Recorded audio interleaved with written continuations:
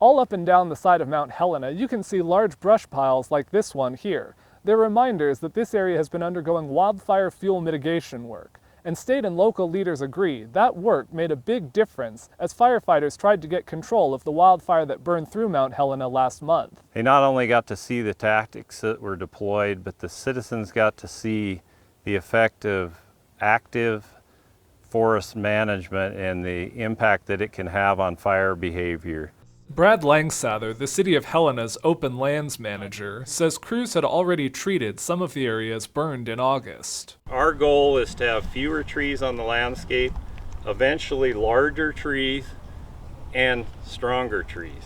They thinned out trees and removed branches up to 6 or 8 feet. The brush piles are set to be burned once the weather is safer. Langsather says they're aiming to keep fires out of the crowns of trees. Once the fire enters the upper canopy, it increases the likelihood of casting embers ahead of the fire. In this case, we had helicopters cycling water and knocking down the hot spots. Well, if they've got access to the forest floor from above, it makes those tactics more effective. Governor Greg Gianforte has made active forest management a top priority for his administration. On Monday, he visited Mount Helena to highlight the impact it can have. Everyone wins when we manage forests actively. They're more fire resilient, we have more habitat, there's more access for recreation, and it creates jobs in our communities.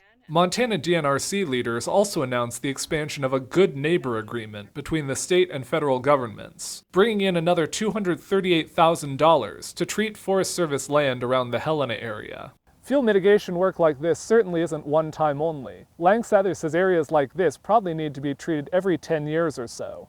In Helena, Jonathan Amberian, MTN News.